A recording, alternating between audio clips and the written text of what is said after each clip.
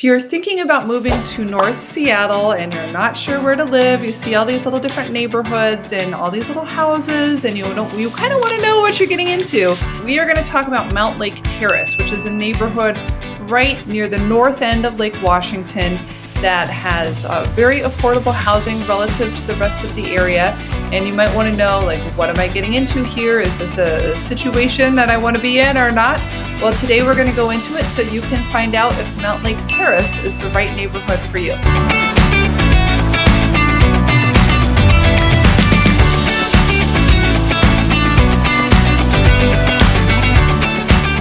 So first, let's see where Mountlake Terrace is on the map. As you can see, I've zoomed out. This is Washington State. If you thought you were in a different state, then you might want to leave the channel now. But we are in the greater Seattle area, and we're looking right here along the north end of Lake Washington, along I-5. And this is where you're going to find Mountlake Terrace. You can see here I've got it circled for you so you can really let it stand out. On this side, I guess that's west, this is Highway 99. So this is kind of a generally rougher street, busier primary arterial, lots of buses, and down in Seattle, we'll even see prostitution on this street. Outside of Seattle, we see a little bit better law enforcement, but all in all, it's not the best. And then I-5, typically your nicest properties are not going to be right next to the freeway. But it does have very good freeway access, and it's growing for a couple of different reasons here.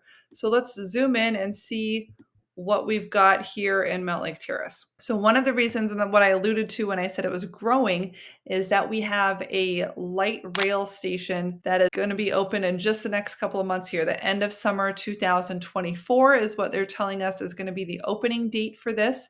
And they have already a large park and ride built there with the parking garage for cars that for people who ride the bus, primarily down south into downtown Seattle.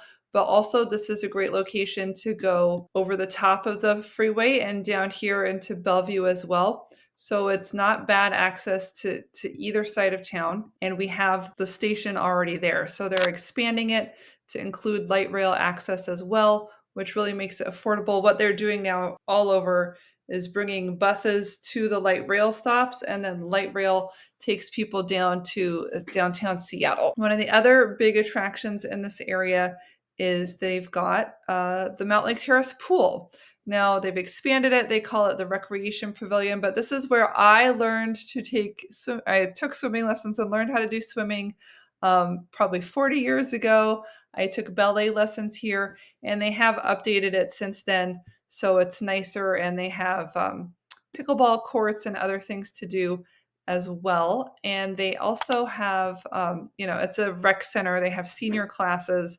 They make things affordable, and it's primarily focused on being accessible and affordable to the public.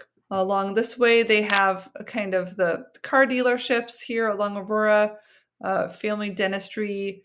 There are high schools, in the area here. This is the one that's from Mountlake Terrace, which, I don't know, according to Google, it got 3.5 stars. It's not the best, but it's not terrible either. And then Mountlake Terrace is actually doing a lot to try to build their kind of the sense of town camaraderie and ownership. They have terrace days in the summer where they have local vendors participate in activities like tasting little bites of food, kind of a food court, but with just little miniature tastes from the different restaurants, so you can get a feel for what kind of cuisine they prepare there.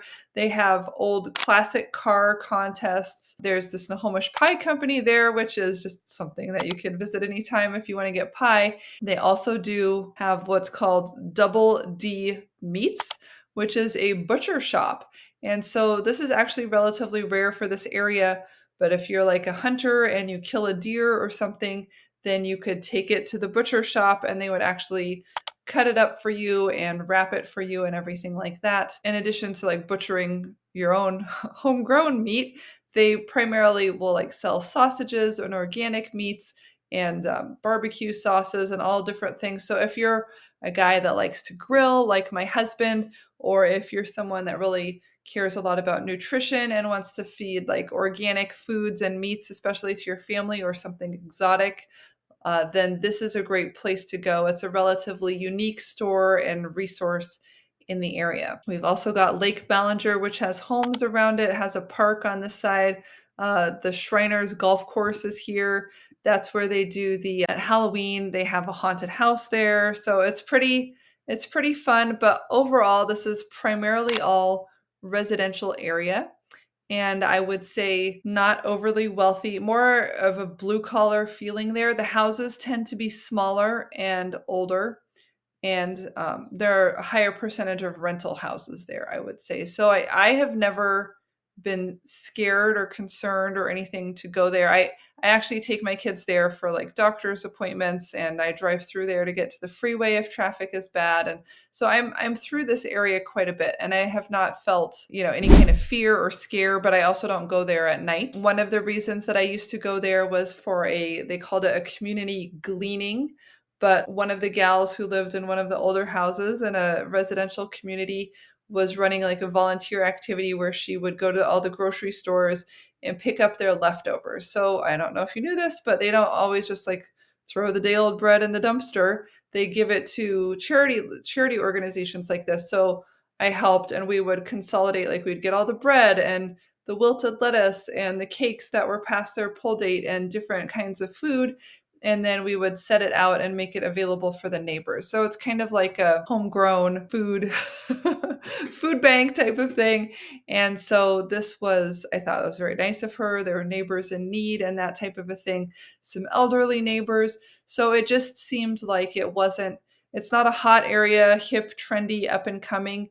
It's more like the people that have been here for a long time might live there, renters might live there. It is affordable, but it could be small, old. This one was like an estate sale type of thing, but they had put a new carpet. It was definitely livable, but dated. And so when I was out with that mom, she lives nearby as well. She was saying that she had heard it called Mountlake Terrace because there was a lot of meth or drugs in the area. And so I actually looked on the news, and I did see things like, oh, the police just, discovered $200,000 worth of fentanyl in Mountlake Terrace, and doing drug busts and different things. I don't hear about big crime or shootings, and I live right over here, like a couple miles away. I would think it would be on my radar, but I think it's just more passive drug use. I don't see it as a big gang or violent area by any means. But again, like depending on the age of your kids, are you going to public school? Like what's going on with you? That would be something to be maybe aware of or more cognizant of if you were afraid that there would be some sort of bad influences going on. But as far as affordable, cute in many ways, lots of kind of first-time home buyers there trying to improve the home and make it nicer. I have seen my kids used to take gymnastics here. They were very bad at gymnastics and they're too big now to really start. My son's 15, my daughter's 13, but she still practices her handstands. Anyway, there's a big gym there that was like a big industrial building, empty concrete type of building, where they have Cascade Elite Gymnastics. It's actually a really good gymnastics program, and the UW practices there. I will have their athletes are there, so it is legit. But across the street from that is like this old privately owned grocery store that has shut down, and it's just been shut down for a while, which is fairly unusual in this area to see things like that. The land doesn't get bought and redeveloped right away. There might have been some extenuating circumstances for why that couldn't happen, but that's been empty and vacant for a long time. But, in other blocks closer to the light rail station, they have new developments and condos and things going in over there. So I do see some signs of life in this area, but I don't see a lot of new construction or improvement here at this point in time. So anyway, those are my thoughts on the Mountlake Terrace area. I would definitely look at it. I would feel comfortable living there, I think. And I think the biggest question would just be if I had kids, if they would be unduly influenced at school or something like that. But anyway, let me know your thoughts. If you have any questions, if you've lived there in the past, I'd love to get some interaction going on the page. And as you are thinking about what the right neighborhood is for you, whether you're looking in North Seattle or the South End or the East Side, let me know how I can help, what videos you want me to do, what neighborhoods you want me to profile. And when you call, let me know where you're thinking of, and I will dive in specifically for you. I go all the time. If my client is looking in a neighborhood, I go and do videos just for them so that they can get a feel for what a particular house might be like that they're considering. And if that's not the neighborhood for you, I'll give you some advice and some direction, try to point you toward a place that sounds like you might be happier than the one you were initially considering. So again, thanks so much for watching. Hit me up at my website, homeproassociates.com. And until then, I'll see you on the next video.